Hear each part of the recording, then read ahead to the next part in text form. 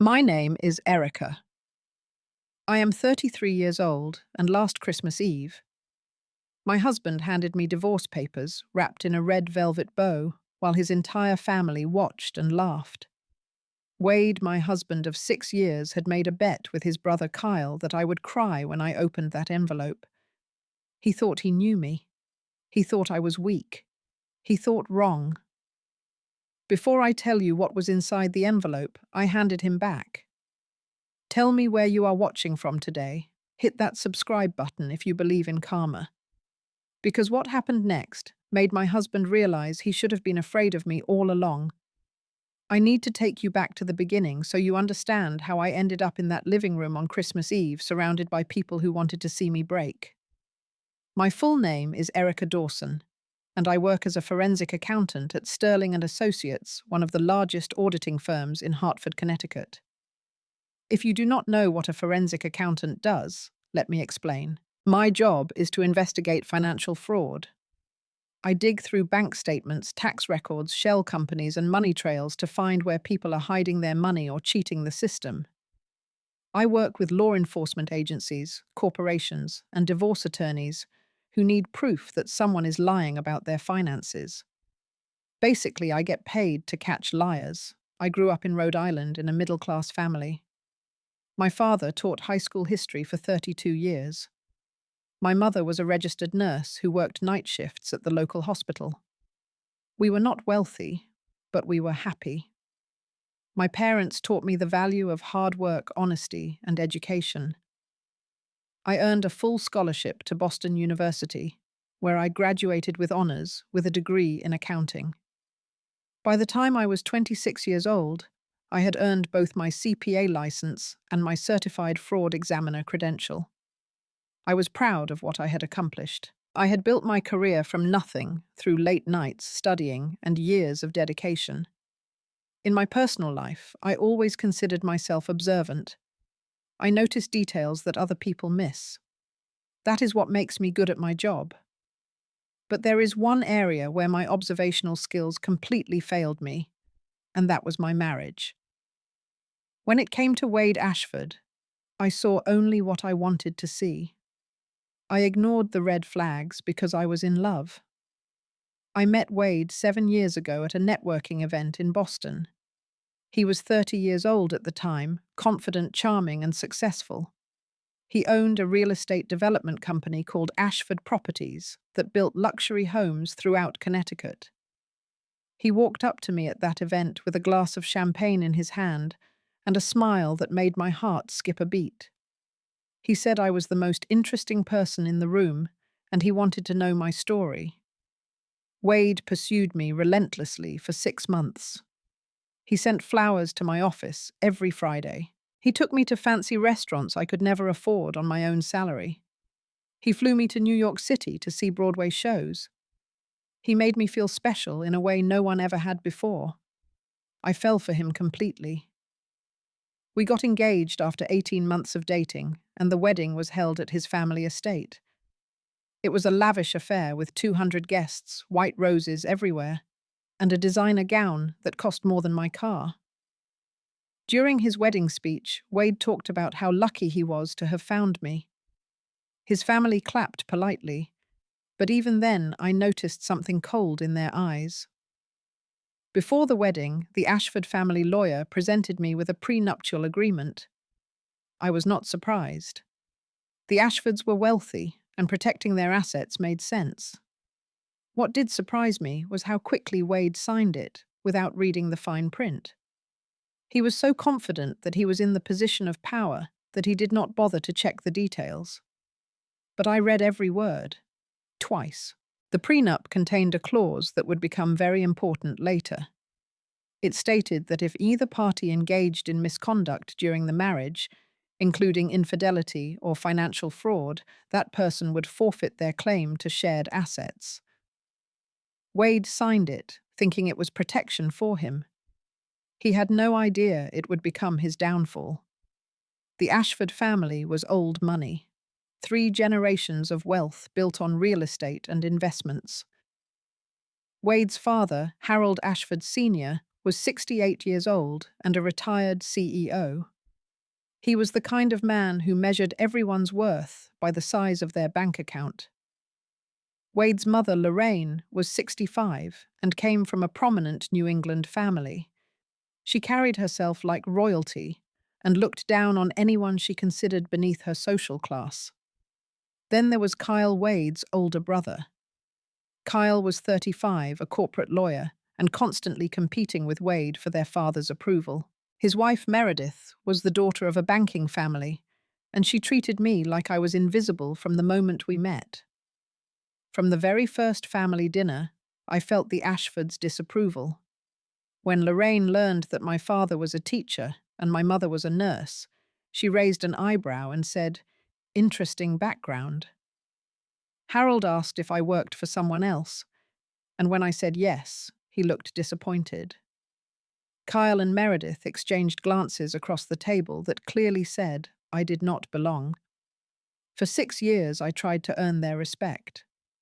I attended every family event, bit my tongue when they made condescending remarks, and smiled through the subtle insults.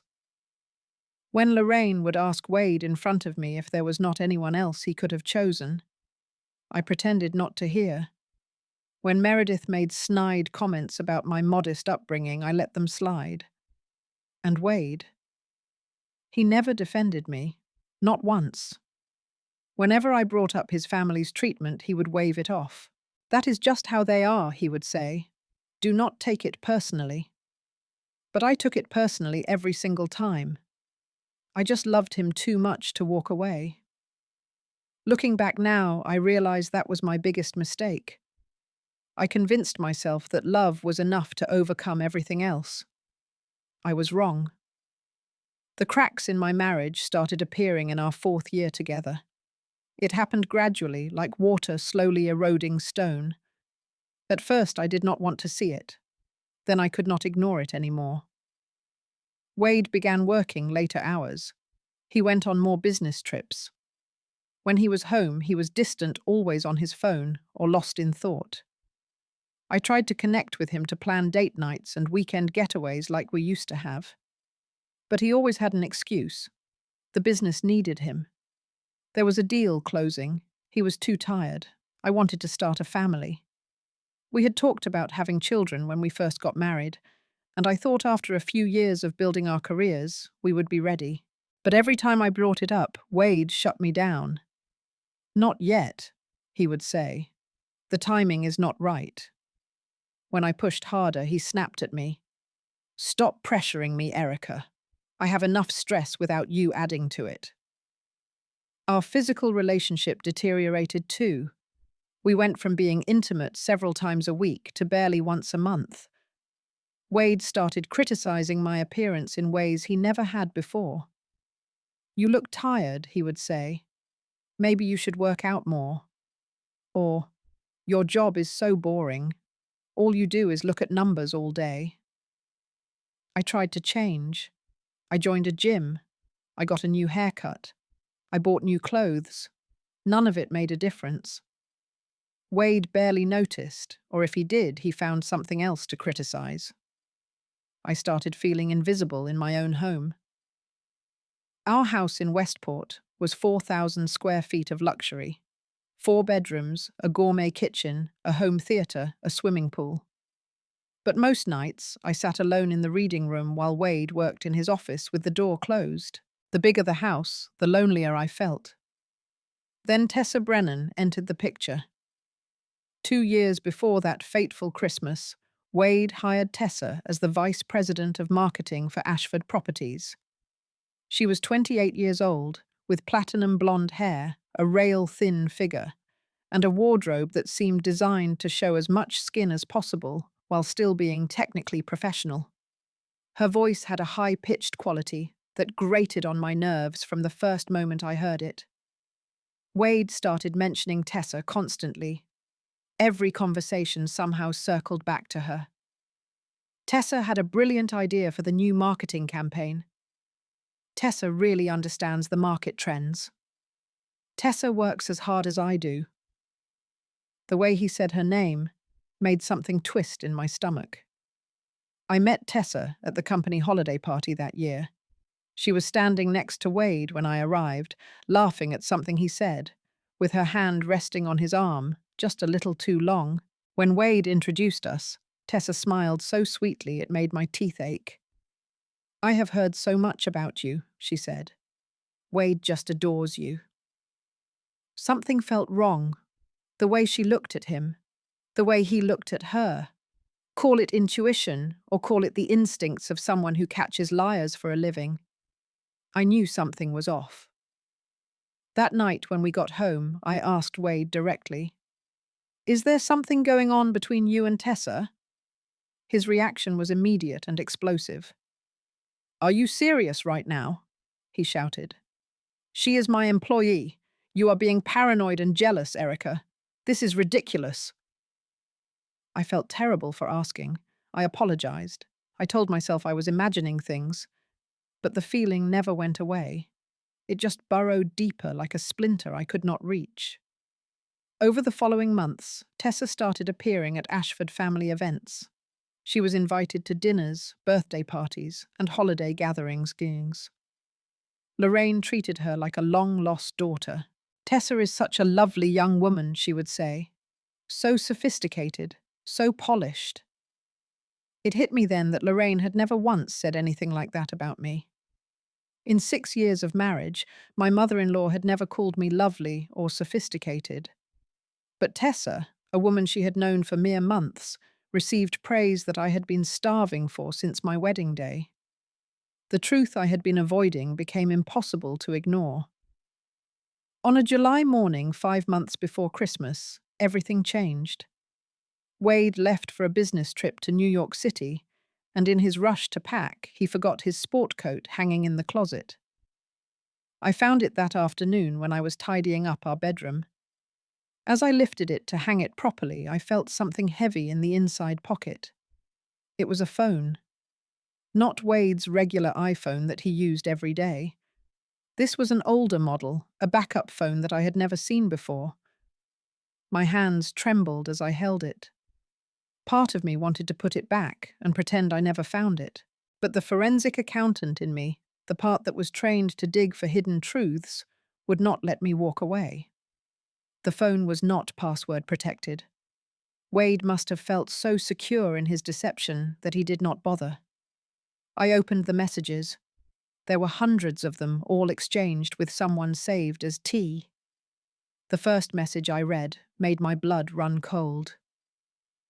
"I cannot wait to be with you forever, babe. Once I get rid of Erica, we will finally be together." I scrolled further. There were declarations of love. There were explicit photographs. There were detailed plans of hotel rendezvous and secret weekend getaways that coincided perfectly with Wade's supposed business trips. Then I found something else. Something that made my forensic accountant brain snap to attention. There were messages about offshore accounts, shell companies. The usual arrangement.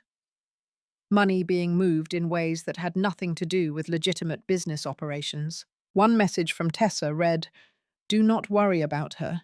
She will never figure it out. She is too trusting." I sat on the floor of our bedroom for over an hour. I did not cry. I did not scream. I just sat there, staring at the screen, feeling the world I thought I knew crumble around me. When the numbness faded, something else took its place.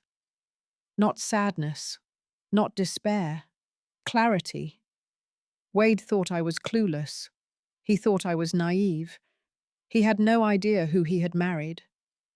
I put the phone back exactly where I found it. When Wade returned from his trip, I greeted him with a smile and a kiss on the cheek. I asked about his meetings. I made him dinner. I played the role of the devoted wife he believed me to be. But inside, I had already begun planning my next move. I had two choices after finding that phone. I could confront Wade immediately, have a dramatic blowout, and probably walk away with whatever scraps his expensive lawyers decided to throw at me. Or I could be patient.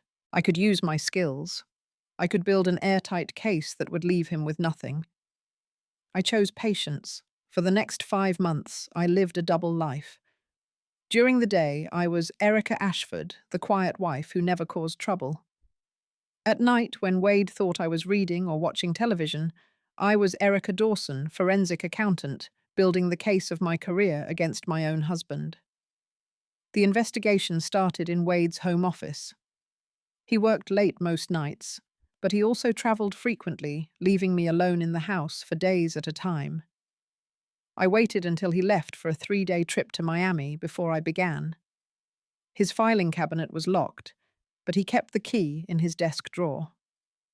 Inside, I found years of financial records for Ashford Properties, tax returns, bank statements, investment portfolios.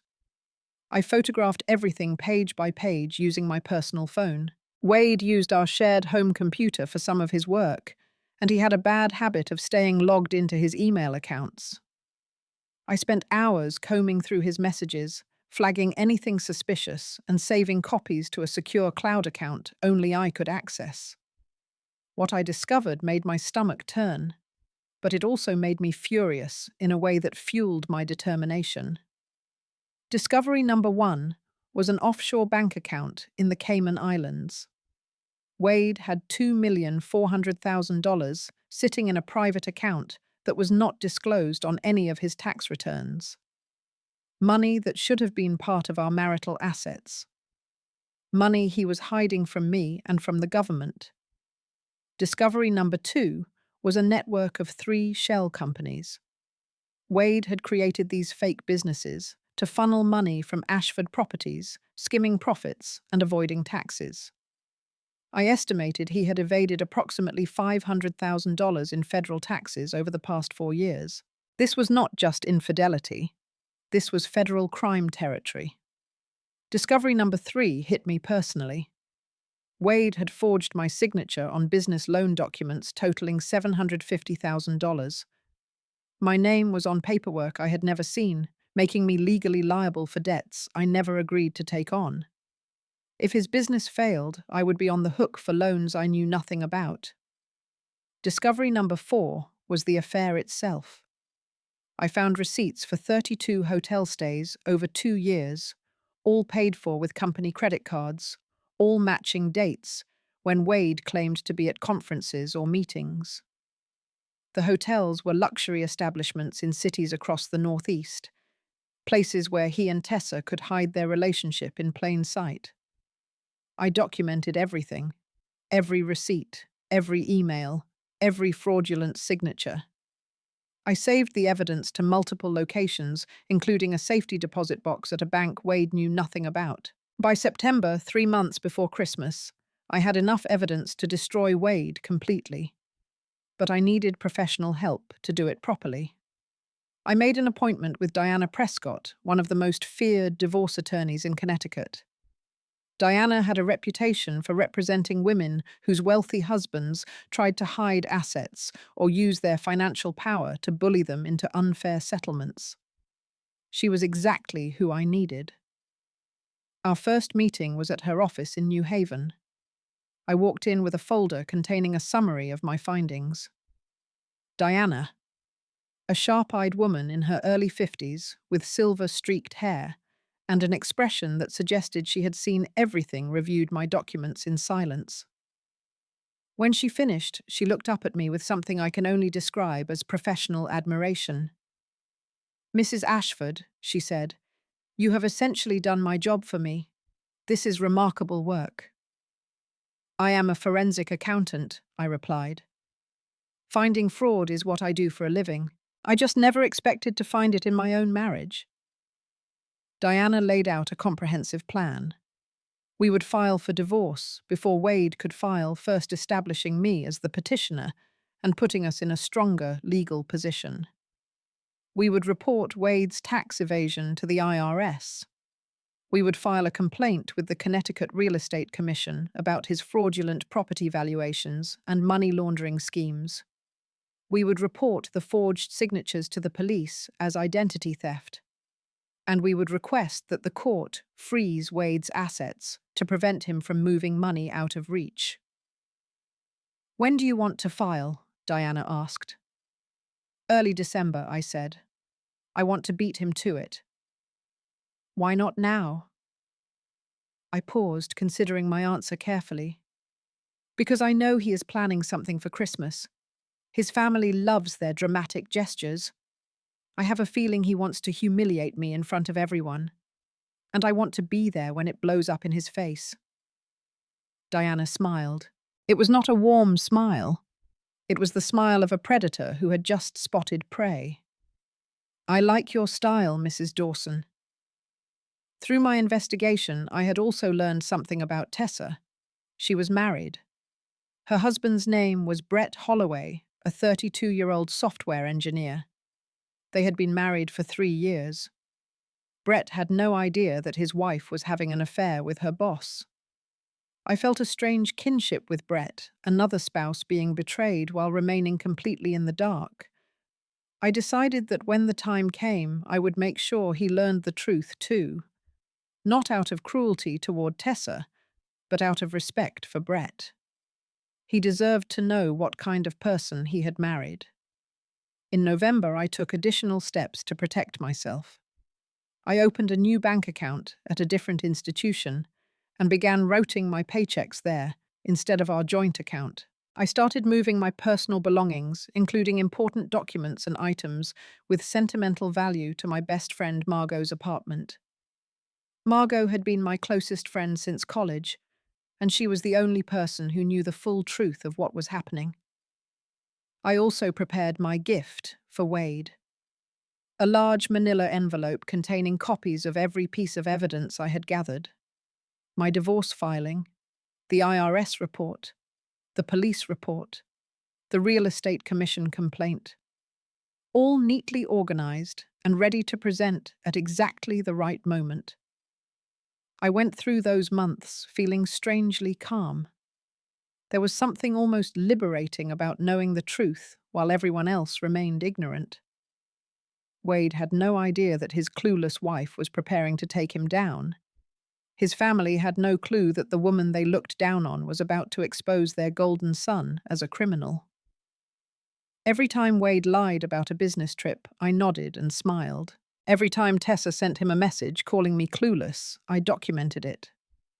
Every time the Ashfords treated me with barely concealed contempt, I reminded myself that their reckoning was coming. Patience. That was my weapon. And Christmas was my deadline. December 24th arrived with frost on the windows and snow in the forecast. Christmas Eve, the day the Ashford family gathered at the family estate for their annual dinner and gift exchange, the day Wade had apparently chosen to serve me with divorce papers in front of everyone. I woke up that morning feeling more alert than I had in months. This was the day everything would change. One way or another, by midnight, my marriage would be over, but I was determined that it would end on my terms, not Wade's. I spent extra time getting ready. I chose a deep red dress that fit perfectly paired with the pearl earrings my mother had given me on my wedding day. My mother had passed away from cancer 2 years earlier, and those earrings were one of my most precious possessions. Wearing them felt like carrying a piece of her strength with me. Wade was in an unusually good mood that morning. He whistled while getting dressed, checked his phone constantly with a smirk on his face, and even complimented my appearance. "You look nice tonight, Erica," he said as we prepared to leave. It was the first genuine compliment he had given me in months. The irony was not lost on me. He was being kind because he thought this was my last night as his wife. He thought he was about to destroy me. "Thank you," I replied calmly. "So do you." I grabbed my oversized handbag before we left. Inside, nestled between my wallet and phone, was the manila envelope that would change everything. The Ashford estate was a Georgian-style mansion sitting on a hill overlooking Long Island Sound. 12 bedrooms, formal gardens, a 4-car garage.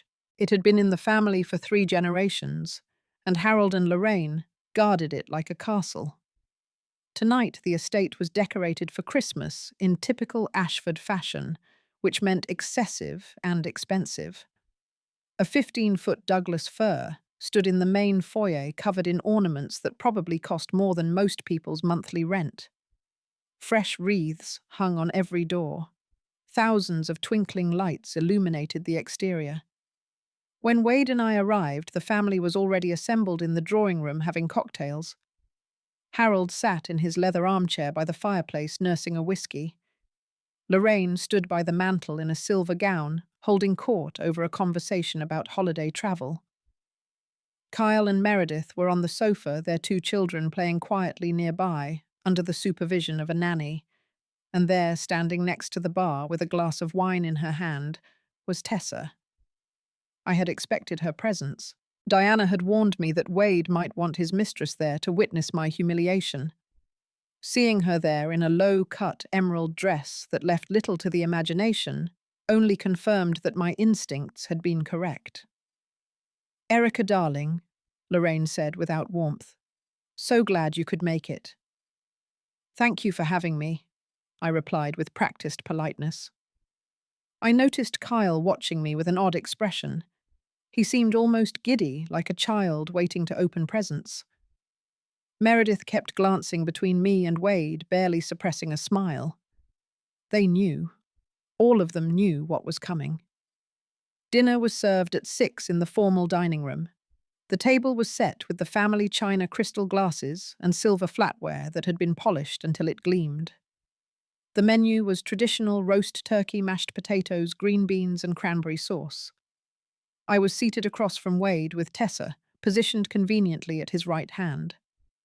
Throughout the meal, I watched them interact. The way Tessa touched Wade's arm when she laughed at his jokes. The way he leaned in close when she spoke. The way they both seemed to be sharing a private joke at my expense. Lorraine dominated the conversation as usual, talking about the family's upcoming trip to Aspen and the charity gala she was organizing for the spring. Harold offered occasional grunts of approval. Kyle bragged about a case he had recently won. Meredith complained about the difficulty of finding good household staff. Nobody asked me anything. Nobody included me in the conversation. I was invisible to them, just as I had been for 6 years. At one point, Harold raised his glass. "To family, Phil," he said, "and to new beginnings." I caught the emphasis on those last words. New beginnings. The beginning of Wade's life with Tessa. The end of his life with me. I raised my glass along with everyone else, but I kept my expression neutral. They had no idea that new beginnings would soon take on an entirely different meaning. After dinner, we moved to the living room for the gift exchange. The 15-foot Christmas tree dominated the space, surrounded by mountains of wrapped presents. A fire crackled in the massive stone fireplace. Holiday music played softly through hidden speakers. Kyle rubbed his hands together with exaggerated enthusiasm. "Time for presents." The children went first, tearing through their gifts with the enthusiasm of kids who had never been denied anything. Then the adults took turns. I received a silk scarf from Lorraine, obviously purchased without thought, and probably re-gifted from something she had received herself. Kyle and Meredith gave me a generic department store gift card. Wade had not given me anything yet. I noticed Kyle pull out his phone and position it carefully. He was preparing to record whatever was about to happen. Wade stood up with a theatrical flourish. "Actually, I have a special gift for Erica this year." He walked to the Christmas tree and retrieved a large box wrapped in red paper with an elaborate gold bow. He carried it to where I was sitting and placed it in my lap with exaggerated ceremony. "Merry Christmas, Erica," he said. His voice dripped with false sweetness. "Open it." The room fell silent. Everyone was watching me. Lorraine had a tight smile on her face. Harold's expression was unreadable. Kyle had his phone aimed at me. Meredith was practically bouncing with anticipation. And Tessa, standing in the corner, covered her mouth with her hand as if trying not to laugh. I looked at the box in my lap. I knew exactly what was inside. I had known for weeks. Slowly, deliberately, I untied the bow and removed the wrapping paper. Inside was a smaller white envelope. I opened the envelope and pulled out the papers inside. The header read, "Petition for Dissolution of Marriage." Divorce papers. Served to me on Christmas Eve in front of his entire family. I looked up at Wade. He was smiling broadly, waiting for my reaction. "Surprise," he said. The room erupted in barely concealed delight. Lorraine let out a small laugh that she tried to disguise as a cough. Kyle lowered his phone, slightly grinning. Meredith whispered something to her husband that made them both snicker. Harold simply took another sip of his whiskey, watching the scene unfold with cold detachment. Tessa could not contain herself any longer. She walked over to Wade and took his hand, standing beside him like she had already won. "Erica," Wade said, clearly enjoying his moment.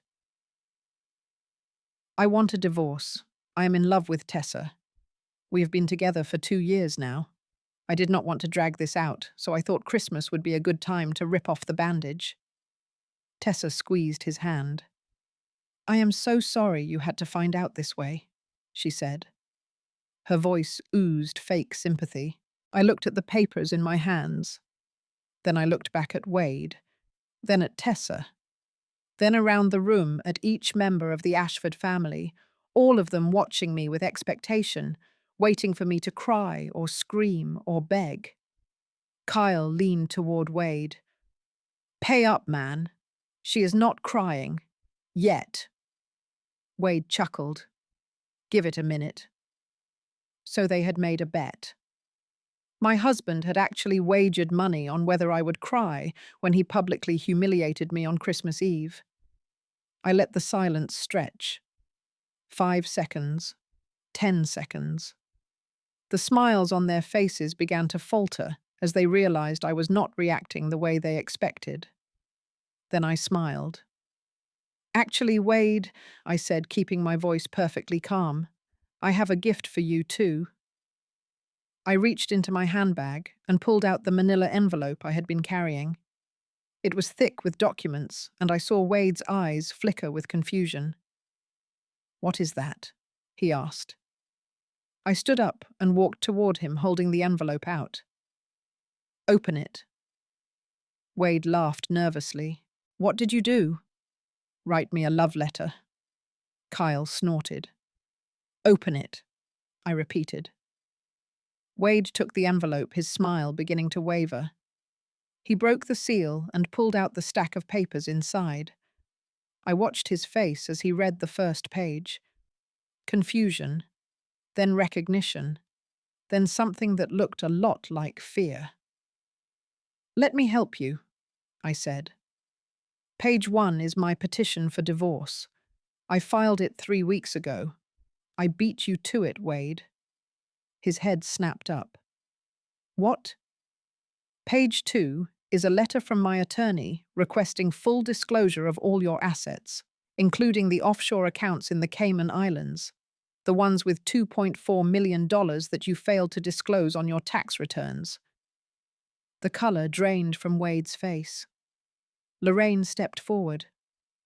"What offshore accounts?" I continued without acknowledging her. "Page 3 is a copy of the report I filed with the Internal Revenue Service regarding your tax evasion, approximately $500,000 over 4 years by my calculations." Harold set down his whiskey. "Excuse me. Page 4 is a complaint filed with the Connecticut Real Estate Commission regarding fraudulent property valuations and money laundering through shell companies.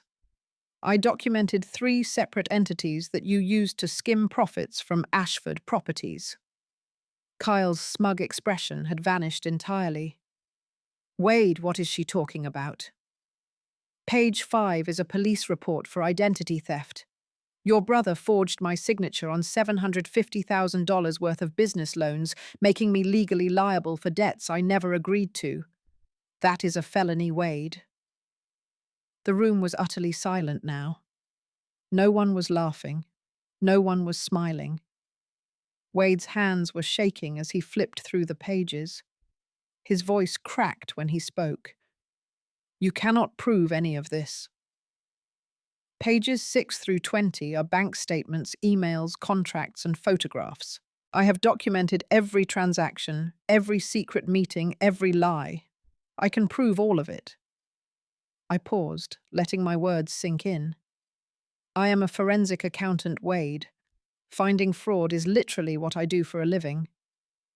Harold rose from his chair. His face was red, whether from anger or embarrassment, I could not tell. Wade, he said, his voice like ice. Tell me this is not true. Wade could not meet his father's eyes. He just stood there, frozen, still clutching the papers. Lorraine grabbed the arm of her chair for support. This is ridiculous. She is making it all up to get revenge. Mrs. Ashford, I said, turning to face her directly, your son is facing potential federal charges.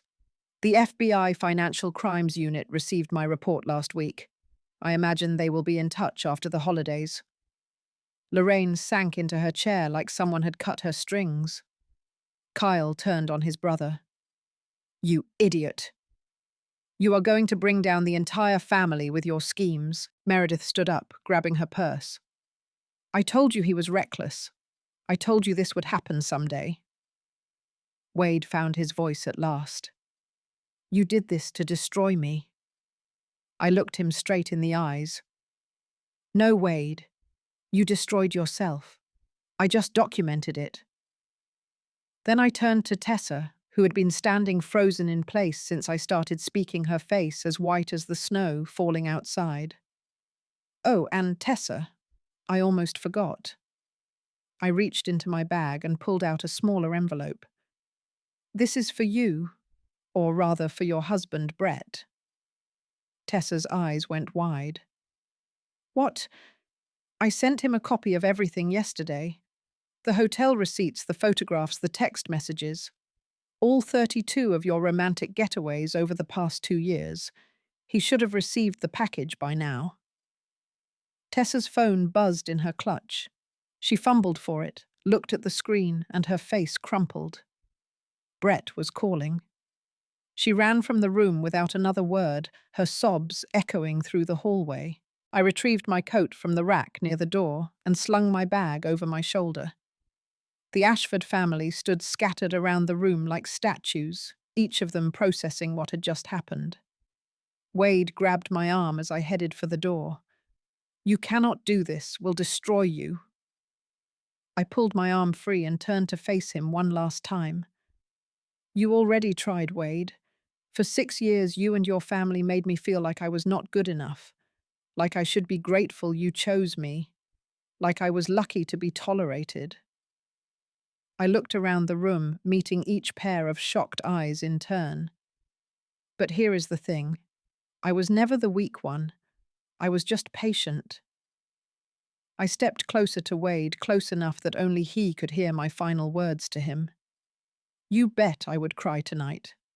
Kyle, you might want to collect that money now, because I am not crying. Kyle said nothing. He looked like he might be sick. I walked to the door and paused with my hand on the knob. Merry Christmas, Wade. You should have been afraid of me all along. I stepped out into the cold December night. Snow was beginning to fall, covering the manicured grounds of the Ashford estate in a blanket of white. I walked to my car, started the engine, and drove away without looking back. As the estate disappeared in my rearview mirror, I finally let myself feel the weight of what I had just done. Tears streamed down my face as I drove through the quiet streets. But they were not tears of sadness or humiliation. They were tears of relief. For the first time in years, I was free. The week between Christmas and New Year's Day was chaos for the Ashford family. I, on the other hand, spent it at Margot's apartment eating takeout, watching movies, and feeling lighter than I had in years.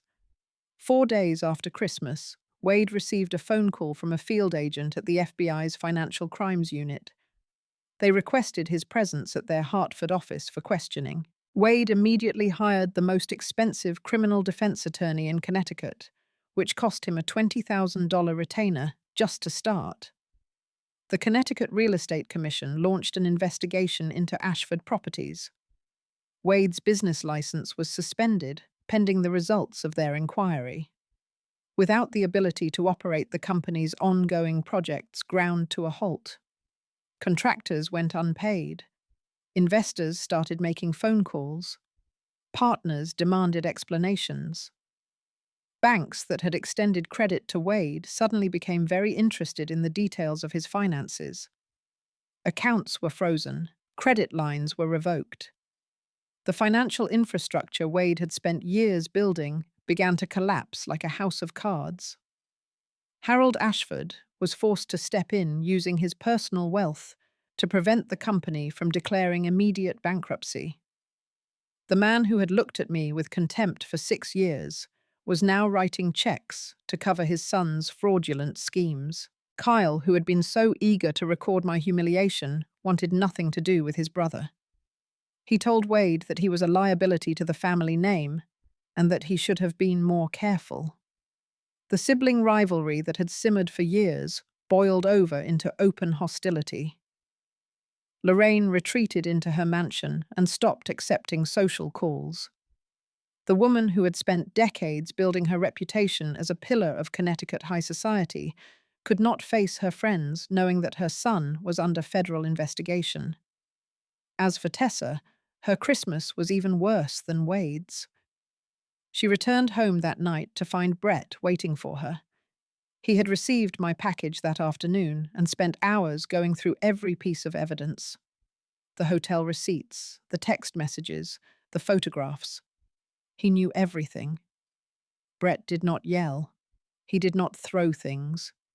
He simply looked at his wife with an expression of profound disappointment and said, "I want you out by morning." Tessa begged. She cried. She made excuses. None of it mattered. Brett had made up his mind. He filed for divorce 2 days later. With Ashford Properties shut down, Tessa lost her job. She had no income, no home, now that Brett had kept their apartment and no prospects. She tried calling Wade for help, but he had his own problems to deal with. "I cannot handle your issues right now," Wade told her. "I am facing federal charges." The reality of her situation hit Tessa hard. Wade had never loved her. She was a distraction, a trophy, a tool for hurting me. Now that everything was falling apart, she was disposable. Last I heard, Tessa moved back in with her mother in New Jersey. The glamorous life she thought she was stepping into turned out to be a fantasy. The divorce proceedings began in March. Diana Prescott was worth every penny of her fees. She presented our case to Judge Patricia Harmon, a no-nonsense jurist with a reputation for fairness and a low tolerance for financial manipulation. Wade's attorney tried to argue that my investigation was conducted improperly, that I had accessed information I was not entitled to see. Judge Harmon was unimpressed. Everything I had found was in our shared home, on our shared computer, or related to finances that should have been disclosed to me as his spouse. The prenuptial agreement that Wade had signed so carelessly 7 years earlier became the cornerstone of our case. The misconduct clause he never bothered to read clearly stated that infidelity or financial fraud by either party would result in forfeiture of marital assets. Wade had committed both. The final divorce settlement was everything Diana had promised and more. I was awarded 40% of all documented marital assets, which still amounted to a significant sum even after Wade's offshore accounts were seized by the IRS. I was released from any liability for the loans on which Wade had forged my signature. Wade was ordered to pay restitution for the identity theft, totaling $250,000, and he was responsible for all legal fees on both sides. Wade's criminal case took longer to resolve. The IRS and FBI investigations dragged on for months. In the end, Wade pleaded guilty to tax evasion in exchange for a reduced sentence. He received 3 years of probation and was fined $200,000. His real estate license was permanently revoked. He would never work in property development again. The Ashford family tried to distance themselves from the scandal, but the damage was done. Harold and Lorraine were forced to sell the family estate to cover debts and legal fees. They moved into a much smaller house in a less prestigious neighborhood. Kyle stopped speaking to Wade entirely, blaming him for tarnishing the family name. Wade, stripped of his business, his money, and his family's support, ended up working as a sales associate at a building supply store in Hartford. He lives in a studio apartment now, a far cry from the 4,000-square-foot mansion where he once made me feel so small. As for me, I decided to leave Connecticut entirely. I needed a fresh start in a place that held no memories of Wade or the Ashfords. I chose Portland, Maine. It is a beautiful coastal city with historic architecture, excellent restaurants, and a thriving arts scene. More importantly, it felt like home from the moment I arrived. I used my divorce settlement to start my own firm, Dawson Financial Investigations. We specialize in helping women who suspect their spouses of hiding assets during divorce proceedings. My experience with Wade gave me insight into how men like him think and operate, and I use that knowledge to help other women protect themselves. Business has been good. My reputation as someone who can uncover even the most carefully hidden financial secrets has spread through word of mouth. I have helped dozens of clients secure fair settlements by exposing their husbands' deceptions. I bought a townhouse near the harbor. It has a view of the water and enough room for a home office. I decorated it exactly the way I wanted, with no one to criticize my choices or make me feel inadequate. I made new friends. I joined a book club. I started kayaking on weekends. I rediscovered parts of myself that had been buried during my marriage. For the first time in 7 years, I feel like myself again. This story began on Christmas Eve, so it feels right to end it there as well. 1 year after that night at the Ashford estate, I celebrated Christmas in my new home in Portland. Snow was falling gently outside my window, and the harbor lights twinkled in the distance. I had decorated a small tree in the corner of my living room, nothing elaborate, just some simple ornaments and a string of white lights. Margot had driven up from Connecticut to spend the holiday with me. A few colleagues from Portland joined us for dinner. We ate good food. We drank wine. We laughed about things that had nothing to do with cheating husbands or criminal investigations. It was the kind of Christmas I had always wanted, but never had during my marriage. After my guests left, Margot and I sat by the fireplace with cups of hot chocolate. "Have you heard anything about Wade lately?" she asked. I shrugged. "Not much. Someone told me he is still at that building supply store, living in a studio apartment. His family does not talk to him anymore." Margot shook her head. "After everything he had, he threw it all away for Tessa. He threw it away because he thought he was